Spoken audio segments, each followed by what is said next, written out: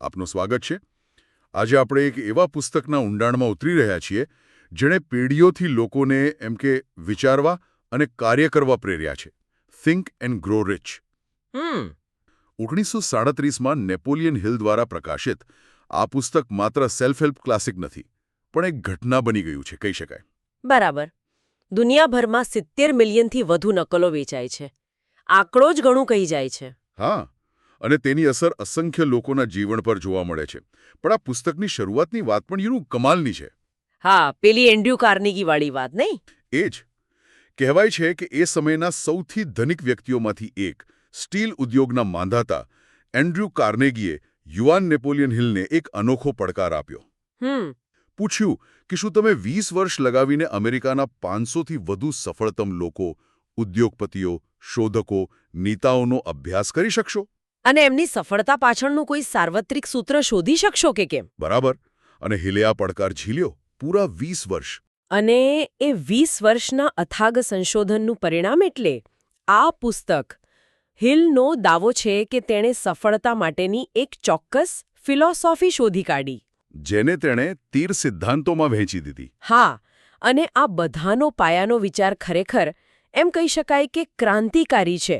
આપણા વિચારોમાં વાસ્તવિકતા ઘડવાની શક્તિ છે.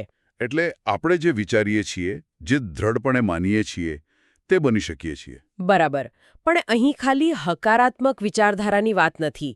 એવું નથી કે બસ સારું સારું વિચારો એટલે બધું થઈ જાય. હિલ સ્પષ્ટ કરે છે કે પૈસા કે સફળતા માટે માત્ર ઈચ્છા પૂરતી નથી. ઓહ, એટલે કે ખાલી મારે અમીર બનવું છે એમ વિચારવું પૂરતું નથી. બિલકુલ નહીં. હિલના મતે જરૂર છે એક તીવ્ર, સળગતી ઈચ્છાની, જેને એ બર્નિંગ ડિઝાયર કહે છે. સળગતી ઈચ્છા. હા, સાથે જોઈએ પોતાના પર અને પોતાના લક્ષ્ય પર 100% અડગ વિશ્વાસ, જેને એ ફેથ કહે છે. અને પછી એ વિશ્વાસને વાસ્તવિકતામાં બદલવા માટે સતત હાર ન માનનારા પ્રયત્નો. તો એટલે આજના સંવાદનો આપણો હેતુ એ છે કે આ 13 સિદ્ધાંતો શું છે, તેમની પાછળનો તર્ક શું છે. હા, અને પુસ્તકમાં દર્શાવેલ પૈસા કમાવાના વ્યવહારિક પગલાં કયા છે તે પણ સમજીએ. હા, જેથી સાંભળનારા ક્લાસિક પુસ્તકમાંથી પોતાના માટે શું ઉપયોગી છે તે તારવી શકે. ચાલો ત્યારે શરૂઆત કરીએ પહેલા સિદ્ધાંતથી. તીવ્ર ઈચ્છા, બર્નિંગ ડિઝાયર. હા, આપે કહ્યું તેમ આ સામાન્ય ઈચ્છા નથી, પણ આ તીવ્ર ઈચ્છા કેવી રીતે ખેળવવી? શું તે કુદરતી હોય છે કે બનાવી શકાય? સારો પ્રશ્ન છે. હિલ માને છે કે તેને કેળવી શકાય છે. એમણે કીધું છે કે આ એવી ઈચ્છા હોવી જોઈએ જે તમારા મન પર સંપૂર્ણ કબજો જમાવી લે. મતલબ તમારી મુખ્ય પ્રેરણા બની જાય. બરાબર. આ કોઈ ક્ષણિક આવેગ નથી, પણ એક ઊંડો, સ્થાયી જુસ્સો છે. અને એને બધું નક્કર બનાવવા માટે એણે ચોક્કસ પગલાં પણ સૂચવ્યા છે, જે ખરેખર રસપ્રદ છે. હા, મેં નોંધ્યું છે. 5 પગલાં છે, ખરું ને? પહેલું, બરાબર શું જોઈએ છે તે નક્કી કરવું. રકમ કે વસ્તુ એકદમ ચોક્કસ. બીજું, બદલામાં શું આપશો તે નક્કી કરવું, કારણ કે કશું મફત નથી મળતું. ત્રીજું, લક્ષ્ય પ્રાપ્તિની અંતિમ તારીખ નક્કી કરવી. ચોક્કસ તારીખ. ચોથું, યોજના બનાવીને તરત કામે લાગી જવું, પછી ભલે ને તમે સંપૂર્ણ તૈયાર ન હો. અને પાંચમું, આ બધું લખીને રોજ 2 વાર મોટેથી વાંચવું. આ પગલાં થોડા એમ કે યાંત્રિક નથી લાગતા? શરૂઆતમાં કદાચ લાગે, પણ એની પાછળ મનોવૈજ્ઞાનિક કારણ છે. આ પગલાં શું કરે છે કે તમારી ઈચ્છાને અસ્પષ્ટતામાંથી બહાર કાઢીને નક્કર, માપી શકાય તેવા લક્ષ્યમાં ફેરવે છે. અચ્છા. ચોક્કસ રકમ, સમયમર્યાદા અને બદલામાં શું આપશો તે નક્કી કરવાથી તમારું મન તે દિશામાં કેન્દ્રિત થાય છે. અને પેલી રોજ વાંચવાની ક્રિયા? હા, એ સ્વયં સૂચન, ઓટો સજેશન તરફ દોરી જાય છે, જે ત્રીજો સિદ્ધાંત છે. પણ તે પહેલા આવે છે બીજો, અત્યંત મહત્વનો સિદ્ધાંત, અતૂટ વિશ્વાસ, ફેથ. વિશ્વાસ એટલે કે માનવું કે હું કરી શકીશ? ના, તેનાથી પણ વધુ. હિલના મતે આ કોઈ આશા કે શક્યતા નથી, આ સંપૂર્ણ ખાતરી છે. એવી દ્રઢ માન્યતા કે તમે તમારું લક્ષ્ય પ્રાપ્ત કરવાના જ છો. ભલે અત્યારે રસ્તો સ્પષ્ટ ન દેખાતો હોય તો પણ? હા, તો પણ શંકા કે ડર માટે કોઈ સ્થાન ન હોવું જોઈએ. આ વિશ્વાસ એટલો પ્રબળ હોવો જોઈએ કે તે તમારા અર્ધજાગ્રત મનમાં ઉતરી જાય અને તમારી દરેક ક્રિયાને પ્રભાવિત કરે. એવું નહીં કે હું કોશિશ કરીશ, પણ હું જાણું છું કે હું આ કરીશ. પણ આવો અતૂટ વિશ્વાસ કેવી રીતે પેદા થાય, ખાસ કરીને જ્યારે પરિસ્થિતિ વિપરીત હોય? અહીં જ કદાચ ત્રીજો સિદ્ધાંત સ્વયં સૂચના, ઓટો સજેશન કામમાં આવે છે. તદ્દન સાચું. સ્વયં સૂચના એક ટેકનિક છે જેના દ્વારા આપણે સભાનપણે આપણા અર્ધજાગ્રત મનને સૂચનો આપીએ છીએ. એટલે પેલું રોજ વાંચવાનું કહ્યું એ? હા, હિલ કહે છે કે આપણે જે લખેલું નિવેદન છે, લક્ષ્ય, તારીખ વગેરે, તેને રોજ વાંચતી વખતે માત્ર શબ્દો બોલવાના નથી, પણ તેને અનુભવવાનું છે, કલ્પના કરવાની છે કે તે સાકાર થઈ ગયું છે. અચ્છા, ફીલ કરવાનું છે. બરાબર. વારંવાર સકારાત્મક વર્તમાન કાળમાં વાક્યો દોહરાવવા, જેમ કે હું સફળ છું, મારી પાસે આટલા પૈસા છે, હું બનીશ નહીં પણ હું છું. કેમ કે અર્ધજાગ્રત મન વર્તમાનમાં કામ કરે છે. હા, એ વર્તમાન કાળમાં વિચારે છે. આ રીતે ધીમે ધીમે વિશ્વાસનું બીજ વટવૃક્ષ બને છે. ઓકે. એટલે આ પહેલા 3 સિદ્ધાંતો, તીવ્ર ઈચ્છા, અતૂટ વિશ્વાસ અને સ્વયં સૂચના, એકબીજા સાથે ગાઢ રીતે જોડાયેલા છે. ઈચ્છા લક્ષ્ય આપે છે, વિશ્વાસ તેને શક્ય બનાવે છે, અને સ્વયં સૂચના તે વિશ્વાસને સતત પોષણ આપે છે. આ એક પ્રકારનો માનસિક પાયો તૈયાર કરે છે. બરાબર કહ્યું. આ માનસિક તૈયારી પછી આવે છે વ્યવહારિક જ્ઞાનનો મુદ્દો. ચોથો સિદ્ધાંત છે વિશિષ્ટ જ્ઞાન, સ્પેશિયલાઇઝ્ડ નોલેજ. વિશિષ્ટ જ્ઞાન. હા, હિલ અહીં એક મોટો ભેદ સ્પષ્ટ કરે છે. તે કહે છે કે સામાન્ય જ્ઞાન, ભલે ગમે તેટલું વ્યાપક હોય, સંપત્તિ બનાવવામાં બહુ ઉપયોગી નથી. ઓહ. સફળતા માટે જરૂરી છે તમારા પસંદ કરેલા ક્ષેત્રનું ઊંડું, વિશિષ્ટ અને વ્યવહારિક જ્ઞાન. આ મુદ્દો મને રસપ્રદ લાગે છે. એટલે કે માત્ર ડિગ્રીઓ હોવી પૂરતી નથી. ના, બિલકુલ નહીં. હિલના મતે જ્ઞાન ત્યારે જ શક્તિ બને છે જ્યારે તેને વ્યવસ્થિત રીતે ચોક્કસ હેતુ માટે ઉપયોગમાં લેવામાં આવે. સફળ લોકો ક્યારેય શીખવાનું બંધ નથી કરતા. તેઓ સતત પોતાના ક્ષેત્રના નિષ્ણાત બનવા પ્રયત્ન કરે છે. પુસ્તકો, કોર્સ, અનુભવી લોકો પાસેથી શીખીને, પ્રયોગો કરીને. સતત શીખતા રહેવું પડે. હા, તેઓ માને છે કે જ્ઞાન સતત અપડેટ કરવું પડે છે. તેઓ ક્યારેય એવું નથી માનતા કે હવે મને બધું આવડી ગયું. આ સતત શીખવાની વૃત્તિ જ તેમને આગળ રાખે છે. અને આ વિશિષ્ટ જ્ઞાનનો ઉપયોગ કેવી રીતે કરવો? શું અહીં 5મો સિદ્ધાંત કલ્પનાશક્તિ, ઇમેજિનેશન, ચિત્રમાં આવે છે? ચોક્કસ. જ્ઞાન એ કાચો માલ છે અને કલ્પનાશક્તિ એ વર્કશોપ છે જ્યાં તે માલમાંથી નવી યોજનાઓ અને વિચારો ઘડાય છે. વાહ! હેલ 2 પ્રકારની કલ્પનાશક્તિની વાત કરે છે. સિન્થેટિક, જે જૂના વિચારો, ખ્યાલોને નવા સંયોજનમાં ગોઠવે છે, અને ક્રિએટિવ, જે સંપૂર્ણપણે નવા, મૌલિક વિચારો ઉત્પન્ન કરે છે, જે ઘણીવાર અંતસ્ફુરણા એટલે કે ઇન્ટ્યુશન દ્વારા આવે છે. સફળતા માટે બંને જરૂરી છે. હા, બંને. આપણી આસપાસની દરેક વસ્તુ કોઈના મનમાં પહેલાં એક કલ્પના જ હતી. એટલે પોતાના લક્ષ્યને પ્રાપ્ત થયેલું સ્પષ્ટપણે કલ્પવું એ સફળતાની બ્લુપ્રિન્ટ બનાવવા જેવું છે. કલ્પના કરવી તો સારી વાત છે, પણ તેને જમીન પર કેવી રીતે ઉતારવી? ઘણા લોકો સપના તો જુએ છે, પણ તેને હકીકત નથી બનાવી શકતા. બરાબર. અહીં છઠ્ઠો સિદ્ધાંત, વ્યવસ્થિત આયોજન, ઓર્ગેનાઇઝ્ડ પ્લાનિંગ, અનિવાર્ય બની જાય છે. હિલનું પ્રખ્યાત કથન છે, લક્ષ્ય એ અંતિમ તારીખ સાથેનું સ્વપ્ન છે. A goal is a dream with a deadline. Exactly. કલ્પનાને વાસ્તવિકતામાં ફેરવવા માટે નક્કર, વ્યવહારિક યોજના જોઈએ. આ યોજનામાં ચોક્કસ પગલાં, સમયપત્રક અને સંસાધનોની ફાળવણી હોવી જોઈએ. અને સૌથી મહત્વનું, યોજના બનાવ્યા પછી તેના પર તાત્કાલિક કાર્ય શરૂ કરો. યોજના કદાચ સંપૂર્ણ ન હોય, રસ્તામાં ફેરફાર કરવા પડે, પણ શરૂઆત કરવી જરૂરી છે. નિષ્ફળતા મળે તો તેને હાર ન ગણતા યોજના બદલીને ફરી પ્રયાસ કરવો. તો જ્ઞાન દિશા આપે, કલ્પના શક્યતાઓ ખોલે અને આયોજન તેને સાકાર કરવાનો માર્ગ બનાવે. આ ત્રણેયનો સમન્વય ખૂબ શક્તિશાળી લાગે છે. હવે પછીનો સિદ્ધાંત 7મો, ઝડપી નિર્ણય, ક્વિક ડિસિઝન, થોડો અણધાર્યો લાગે છે. સામાન્ય રીતે તો વિચારીને નિર્ણય લેવાનું કહેવાય છે. હા, પણ હિલનું અવલોકન અલગ છે. તેણે જોયું કે જે લોકો મોટી સફળતા મેળવે છે તેઓ નિર્ણયો ઝડપથી લે છે. કેમ? કારણ કે તેઓ શું ઈચ્છે છે તે અંગે સ્પષ્ટ હોય છે અને પોતાના પર વિશ્વાસ રાખે છે. અને એકવાર નિર્ણય લીધા પછી તેઓ તેના પર અડગ રહે છે. અને ફેરફાર જરૂર પડે ફેરફાર કરે છે, પણ તે ધીમેથી અને ખૂબ વિચાર કરીને. જ્યારે નિષ્ફળ જનારા લોકો નિર્ણય લેવામાં અચકાય છે, બીજાના મંતવ્યો પર વધુ આધાર રાખે છે. અને પછી ઉતાવળમાં પોતાના નિર્ણયો બદલી નાખે છે. બરાબર. હિલ તો કહે છે કે બીજા શું કહેશે તેની ચિંતા છોડીને પોતાના અંતરાત્મા અને વિવેક બુદ્ધિના આધારે નિર્ણય લેવાની હિંમત કેળવવી જોઈએ. નિર્ણય લીધા પછી શું? ઘણીવાર શરૂઆતનો ઉત્સાહ ઉસરી જાય છે અને મુશ્કેલીઓ આવે છે. ત્યારે શું કરવું? અહીં 8મો સિદ્ધાંત દૃઢતા persistence કસોટી કરે છે. હાર ન માનવી, વળગી રહેવું. આ કદાચ સૌથી મુશ્કેલ પણ સૌથી જરૂરી ગુણ છે. પેલી સોનાની ખાણવાળી વાર્તા અહીં આવે છે ને? હા, આર્યો ડાર્બી અને તેના કાકાની પ્રખ્યાત વાર્તા. તેઓ સોનાની ખાણ ખોદી રહ્યા હતા. શરૂઆતમાં સોનું મળ્યું, પણ પછી અચાનક બંધ થઈ ગયું. એટલે નિરાશ થઈ ગયા? હા, નિરાશ થઈને તેમણે ખોદવાનું બંધ કર્યું અને પોતાના સાધનો નજીવા ભાવે કબાડીવાળાને વેચી દીધા. પછી?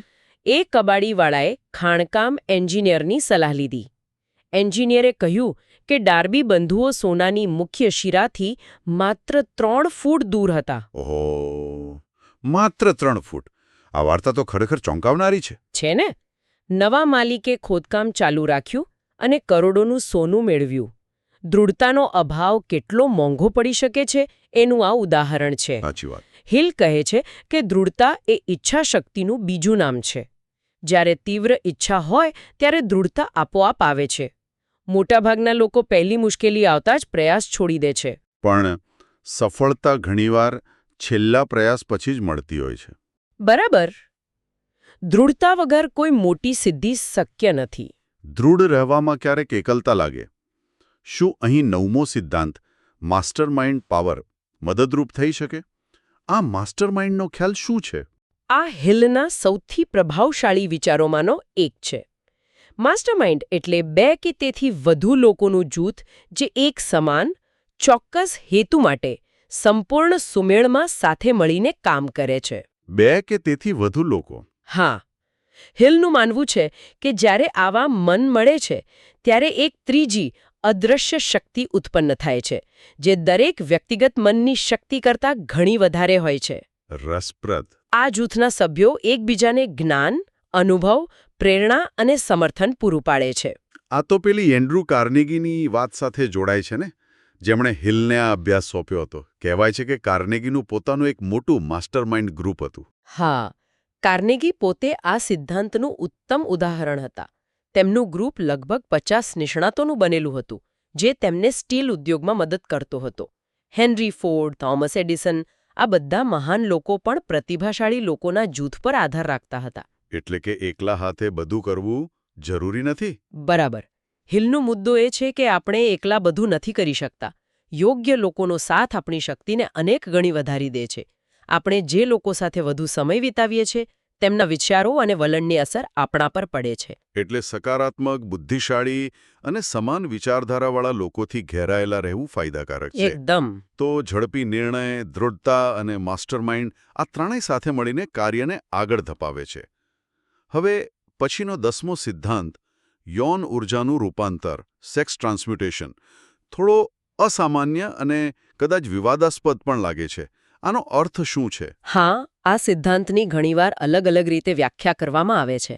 વાત જાણે એમ છે કે હિલનું માનવું હતું કે યૌન વૃત્તિ એ મનુષ્યની સૌથી શક્તિશાળી પ્રેરક શક્તિઓમાંની એક છે. એક જબરદસ્ત ઊર્જા.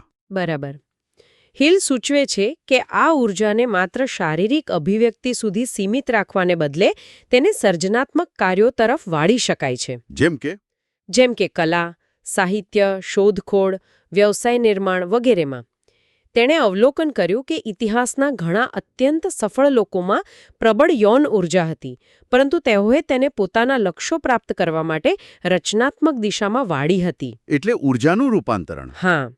આ સિદ્ધાંતને તેના સમયના સામાજિક સંદર્ભમાં સમજવો જરૂરી છે, પણ તેનો મૂળભૂત આશય એ છે કે વ્યક્તિની સૌથી શક્તિશાળી આંતરિક પ્રેરણાઓને રચનાત્મક અને ઉત્પાદક કાર્યો તરફ વાળવી. સમજાયું. હવે 11મું સિદ્ધાંત અર્ધજાગૃત મન, સબકોન્શિયસ માઇન્ડ. આપણે પહેલા સ્વયં સૂચનાના સંદર્ભમાં તેની વાત કરી હતી. અહીં હિલ શું કહેવા માંગે છે? અહીં હિલ અર્ધજાગૃત મનને એક ફળદ્રુપ જમીન તરીકે જુએ છે. આપણે જે વિચારો અને માન્યતાઓ સભાનપણે વારંવાર વિચારીએ છીએ તે બીજની જેમ અર્ધજાગૃત મનમાં રોપાઈ જાય છે. અને પછી તે આપોઆપ દિવસ-રાત કામ કરવા લાગે છે. બરાબર. તેથી હિલ ભાર મૂકે છે કે આપણે સભાનપણે આપણા મનને સકારાત્મક વિચારો, વિશ્વાસ અને આપણી ઈચ્છાઓથી ભરવું જોઈએ. જેથી નકારાત્મકતા માટે જગ્યા ન રહે. હા, જો મન સકારાત્મક લાગણીઓથી ભરેલું હશે તો નકારાત્મક લાગણીઓ જેમ કે ડર, શંકા, ચિંતા ને પ્રવેશવાની જગ્યા નહીં મળે. તે કહે છે કે પ્રાર્થના પણ ડરથી નહીં, પણ પૂર્ણ વિશ્વાસથી કરો, જાણે કે તમારી મનોકામના પૂર્ણ થઈ ગઈ છે. આ રીતે આપણે અર્ધજાગૃત મનને સફળતા માટે પ્રોગ્રામ કરી શકીએ છીએ. આ ખૂબ શક્તિશાળી વિચાર છે. 12મો સિદ્ધાંત છે મગજ, ધ બ્રેઇન. તેને હિલ કેવી રીતે જુએ છે? હિલ મગજને એક પ્રસારણ અને સ્વીકરણ સ્ટેશન તરીકે વર્ણવે છે. Broadcasting and receiving station. Radio station જેવું? હા, કંઈક એવું જ. જેમ રેડિયો તરંગો મોકલે છે અને મેળવે છે, તેમ આપણું મગજ પણ વિચારોના તરંગો મોકલી અને મેળવી શકે છે બીજાના મગજમાંથી અને કદાચ અનંત બુદ્ધિમાંથી પણ. ઓકે. મુખ્ય વાત એ છે કે જો આપણું લક્ષ્ય સ્પષ્ટ હોય અને આપણે તેના પ્રત્યે વફાદાર રહીએ તો આપણું મગજ એ લક્ષ્યને અનુરૂપ વિચારો, તકો અને પ્રેરણાને પકડવા માટે ટ્યુન થઈ જાય છે. એટલે સ્પષ્ટતા અને એકાગ્રતા અહીં ચાવીરૂપ છે. બિલકુલ. અને છેલ્લે 13મો સિદ્ધાંત, છઠ્ઠી ઇન્દ્રિય, સિક્સ્થ સેન્સ. આ તો રહસ્યમય લાગે છે. શું આ અંતઃસ્ફુરણા એટલે કે ઇન્ટ્યુશનની વાત છે? હા, બરાબર. હિલ માને છે કે જ્યારે વ્યક્તિ પહેલાના 12 સિદ્ધાંતોનો સતત અભ્યાસ કરે છે અને તેને જીવનમાં ઉતારે છે, ત્યારે તેની છઠ્ઠી ઇન્દ્રિય એટલે કે અંતઃસ્ફુરણા જાગૃત થાય છે. એક આંતરિક સૂઝ? હા, જે આપણને તર્કથી પરે જઈને માર્ગદર્શન આપે છે. અચાનક કોઈ વિચાર આવવો, કોઈ ઉપાય સૂઝવો, કોઈ અદૃશ્ય સંકેત મળવો, આ બધું જ છઠ્ઠી ઇન્દ્રિયનું કાર્ય છે. તો આના પર વિશ્વાસ કરવો જોઈએ? હિલ સલાહ આપે છે કે આપણે આ આંતરિક અવાજ પર વિશ્વાસ કરતા શીખવું જોઈએ અને તેના પર કાર્ય કરવું જોઈએ. મનને શાંત રાખવાનો અભ્યાસ, જેમ કે ધ્યાન દ્વારા, આ ઇન્દ્રિયને વધુ સતેજ બનાવવામાં મદદ કરે છે. પેલું ફિનાન્શિયરનું ઉદાહરણ હતું ને? હા, તેમણે એક સફળ ફાઇનાન્શિયરનું ઉદાહરણ આપ્યું જે મોટો નિર્ણય લેતા પહેલા થોડી મિનિટો આંખો બંધ કરીને બેસતા અને અંતઃસ્ફુરણાની રાહ જોતા. આ છેલ્લા 4 સિદ્ધાંતો યૌન ઊર્જા, અર્ધજાગૃત મન, મગજ અને છઠ્ઠી ઇન્દ્રિય ખરેખર ગહન અને આંતરિક સ્તર પર કામ કરે છે.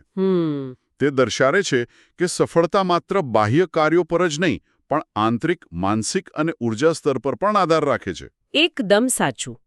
તે બતાવે છે કે કેવી રીતે આપણી મૂળભૂત ઊર્જાને દિશા આપી શકાય, મનને પ્રોગ્રામ કરી શકાય, વિચારોના વિશ્વ સાથે જોડાઈ શકાય અને અંતે આપણી સહજ બુદ્ધિનો ઉપયોગ કરી શકાય.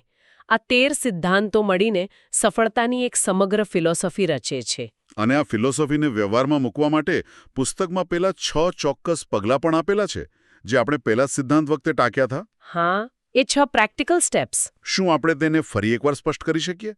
કારણ કે તે ખૂબ જ કાર્યલક્ષી લાગે છે. ચોક્કસ. આ 6 પગલાં ખરેખર એ 13 સિદ્ધાંતોનો લીચોડ છે, જેને કોઈ પણ વ્યક્તિ પૈસા કમાવાના પોતાના લક્ષ્ય માટે વાપરી શકે છે. પહેલું. 1. ચોક્કસ રકમ. તમને બરાબર કેટલા પૈસા જોઈએ છે તે નક્કી કરો. ઘણા બધા નહીં, પણ એક સ્પષ્ટ આંકડો. બીજું. 2. બદલો. તે પૈસાના બદલામાં તમે શું આપવા તૈયાર છો તે નક્કી કરો. તમારો સમય, જ્ઞાન, સેવા, ઉત્પાદન, કંઈક તો આપવું પડશે. ત્રીજું. 3. ચોક્કસ તારીખ. આ પૈસા કઈ તારીખ સુધીમાં મેળવવા છે તે નક્કી કરો. ડેડલાઇન. 4. ચોક્કસ યોજના. આ લક્ષ્ય સુધી પહોંચવા માટે એક વિગતવાર યોજના બનાવો. ભલે શરૂઆતમાં કાચી હોય, પણ બનાવો. 5. 5. લેખિત નિવેદન. આ ચારેય બાબતો રકમ, બદલો, તારીખ, યોજના ને સ્પષ્ટ શબ્દોમાં લખો. અને છેલ્લું, છઠ્ઠું, 6. રોજ વાંચો અને અનુભવો. આ નિવેદનને દરરોજ 2 વાર, સવારે ઉઠ્યા પછી અને રાત્રે સૂતા પહેલા મોટેથી વાંચો. અને વાંચતી વખતે કલ્પના કરો, વિશ્વાસ કરો અને અનુભવો કે તમે તે પૈસા મેળવી લીધા છે.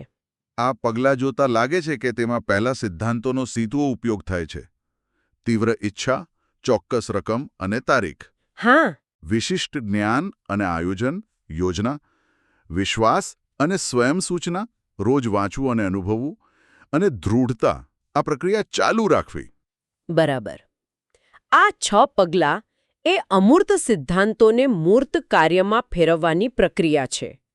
તે ઈચ્છાને દિશા આપે છે, વિશ્વાસને મજબૂત કરે છે અને કાર્યને પ્રેરિત કરે છે.